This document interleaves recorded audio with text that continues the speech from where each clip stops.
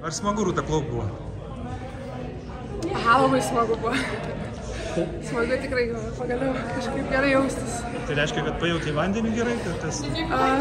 Jo, kažkaip pajaučiau savo plaukimą gerai ir vėl kažkaip grįžau į savo tokį takelį, taip sakant, į tą jausmą. Tai, jo. Po finišo matėm plačią tikrai nebuvo dar pats geriausias, sakykime, jausmas, bet... Tai ne pats geriausias, čia tavo rekordas.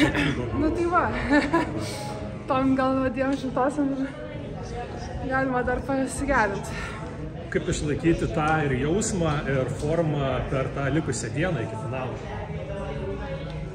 Tai čia nėra ką laikyti, čia tik gerės ir esu tokioj pozicijoje, kada tas poilsis tik tai eina į bonusą, į naudą, tai va, tai tikiuosi užmigti šiandien. Sėkmės.